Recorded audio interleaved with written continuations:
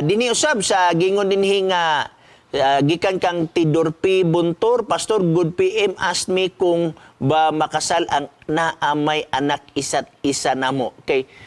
Actually, Igsoon, kung both parties, patay ang imong bana, unya ang sa isa sad, patay ang iyang asawa, unya nagatagbo mo, balag pila mo pamuka, anak, pwede mo makasal.